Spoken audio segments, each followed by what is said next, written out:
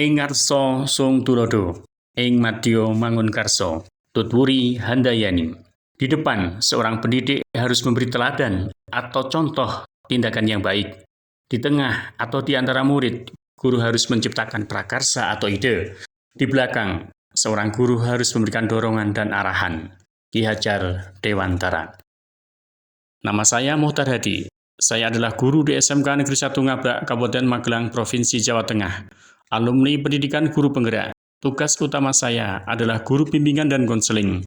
Di tahun pelajaran 2024-2025 mendapat tugas tambahan sebagai koordinator bimbingan konseling dan ketua komunitas. Situasi saat ini, siswa tidak bisa dilepaskan dari gadget. Berdasarkan observasi yang kami lakukan, bersama kolaboran terdiri dari wali kelas, guru bahasa Indonesia, guru bahasa Inggris, guru matematika, dan guru digital marketing. Terkait kebutuhan murid kelas 10 digital marketing, terdiri dari 8 siswa putra, 28 siswa putri, dijabarkan melalui tabel berikut ini.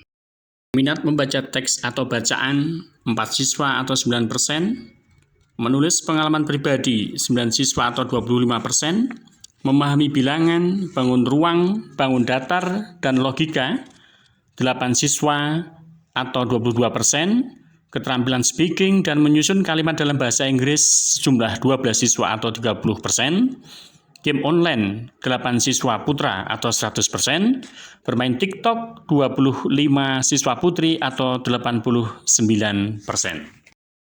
Berdasarkan Rapor Mutu Pendidikan tahun 2024, capaian pada indikator kualitas pembelajaran pada kategori sedang atau berwarna kuning. Pada subindikator metode pembelajaran dengan nilai 60,46. Assalamualaikum warahmatullahi wabarakatuh. Waalaikumsalam warahmatullahi wabarakatuh. Bagaimana kabarmu hari ini anak-anak kelas 10 digital marketing? Alhamdulillah, luar biasa. Silakan Mas Bagas, bisa dipimpin berdua. Sudah mulai. Selesai. Sekretarisnya Mbak Najuna hari ini bagaimana presensinya? Ingin. Masuk semua ya? Baik, tepuk tangan. Semangat pagi! Pagi, luar biasa, tetap semangat segar. Hal ini dituntut guru harus mampu mengembangkan metode atau media pembelajaran. Apakah kita siap?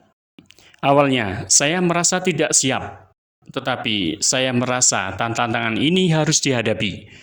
Saya mempunyai keyakinan bahwa pada diri saya, guru harus inovatif, guru harus bergerak, guru harus berkarya. Awalnya, keyakinan itu begitu kuat, saya mencoba memahami karakteristik gaya belajar dan potensi siswa, yaitu dengan melakukan asesmen diagnostik.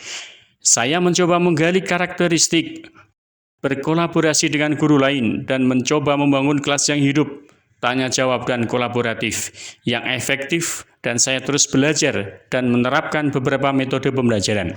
Nyatanya, siswa belum termotivasi belajar, dan siswa tetap asik bermain TikTok dan game online. Berikut ini adalah hasil asesmen gaya belajar yang kami jabarkan melalui diagram berikut ini. Secara umum, gaya belajar siswa 10 digital marketing cenderung lebih kuat pada gaya belajar visual yang mampu menyerap informasi terkait dengan visual, warna, gambar, peta, diagram, dan belajar dari apa yang dilihat oleh mata. Artinya, bukti-bukti konkret harus diperlihatkan terlebih dahulu agar siswa paham. Gaya belajar ini mengandalkan penglihatan, melihat dulu buktinya untuk kemudian mempercayainya. Selain itu, siswa juga memiliki gaya belajar kinestetik yang akan lebih menunjang cara belajar agar maksimal mampu menyerap informasi melalui berbagai gerakan fisik. Peluang dan tantangan siswa kelas 10 digital marketing adalah digitalisasi. Namun, peluang dan tantangan ini akan menjadi ancaman apabila tidak diberi ruang dan waktu yang benar dan tepat. Untuk mengatasi permasalahan di atas, Guru BK sebagai pemimpin kolaborator yang mengkolaborasikan guru bahasa Indonesia, bahasa Inggris, matematika, dan digital marketing mendesain sebuah aplikasi dan strategi yang diberi nama Smart Seven. Smart Seven akronim dari speed reading, menulis cerita, asa otak, rangkai kata, tebak gambar, dan seven boom. Saya meyakini bahwa Smart Seven mampu mewujudkan berdikari di SMK Negeri 1 Ngablak. Berdikari akronim, berdiferensiasi, dan kolaboratif. Dari hasil NEET Assessment kelas 10, bisnis digital menginginkan pembelajaran berbasis digital. Kami berkoordinasi dan menyamakan persepsi terkait tujuan pembelajaran yang bisa dikolaborasikan dalam pembelajaran berdiferensiasi, meliputi proses, konten, dan produk yang ada dalam aplikasi Smart Seven yang dilaksanakan pada semester gasal tahun pelajaran 2024-2025.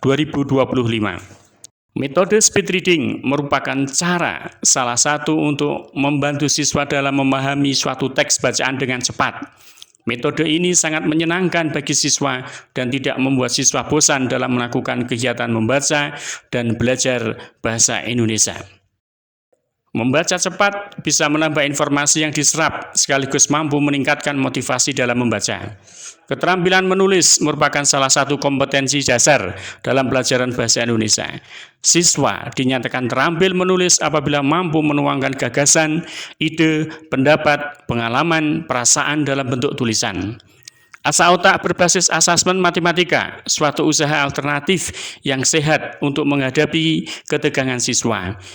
Game asa otak diyakini mampu memberikan alternatif bimbingan klasikal di tengah gencarnya penggunaan gadget yang dilakukan siswa di era milenial saat ini. Game asa otak selain menyenangkan juga mampu meningkatkan konsentrasi sekaligus motivasi belajar matematika. Permainan rangkai kata dapat dilaksanakan secara lisan dan tertulis yang bertujuan untuk meningkatkan kemampuan anak dalam membuat kalimat yang kompleks. Strategi ini sesuai dengan permasalahan yang ditemukan, yaitu beberapa siswa tidak mampu menyusun beberapa kata acak menjadi kalimat yang bermakna dengan cepat dan tepat. Permainan tebak gambar adalah aktivitas bermain yang aktif dan menyenangkan. Seven Boom, sebuah permainan yang dilakukan secara berkelompok, terdiri dari 5 sampai dengan 7 siswa. Caranya dengan berhitung memutar ke kanan, dimulai dari hitungan 1, 2, 3, 4, 5, 6, boom, 8, 9, 10, 11, 12, dan seterusnya. Disebutkan dengan bahasa Inggris, kelipatan 7 dan angka yang ada angka 7 diganti dengan boom. Permainan ini berfungsi untuk melatih konsentrasi. Agak sedikit tegang, tetapi menyenangkan. Yang paling betul sebagai pemenang dalam permainan ini. Permainan ini bisa melatih konsentrasi dan mengingat hitungan, pembagian, perkalian, kelipatan dan melatih bahasa Inggris. Siap, gerak.